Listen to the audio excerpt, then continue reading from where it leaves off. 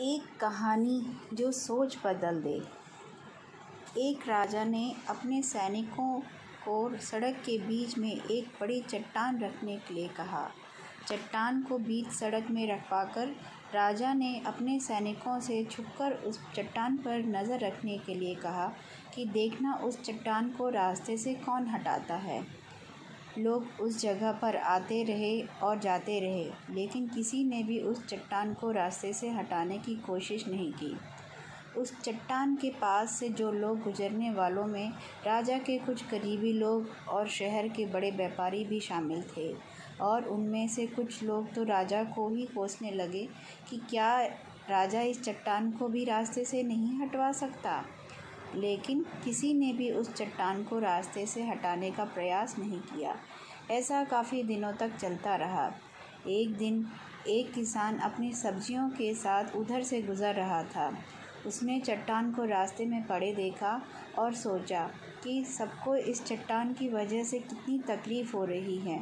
उसने अपनी मज़बूत लाठी से उस चट्टान को एक तरफ धकेलने की कोशिश शुरू कर दी। काफ़ी कोशिश के बाद वह उसे सड़क से हटाने में कामयाब भी हो गया। चट्टान रास्ते से हटाने के बाद किसान अपनी सब्जियों को उठाकर जाने ही वाला था कि अचानक उसकी नज़र एक पोटली पर गई, जो ठीक उसी जगह पर पड़ी थी जहाँ से उसने वह चट्टान हटाए थे।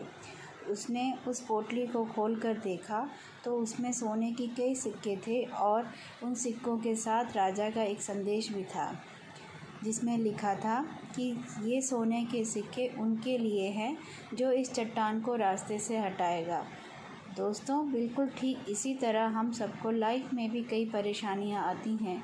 कुछ लोग उन परेशानियों से बचकर निकल जाते हैं और कुछ रास्ता बदल लेते हैं, और चंद लोग ठान लेते हैं कि उन परेशानियों का हल निकाल लेने की, और ऐसा ही कुछ लोग मुश्किलों से नए और संभावनाओं में छिपकर अवसर खोज लेते हैं।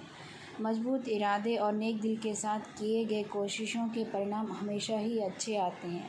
इसलिए जीवन की परेशानियों से घबराओ मत, बल्कि उन परेशानियों को हल करने की कोशिश करते हुए जीवन सफ़र में आगे बढ़ते रहो।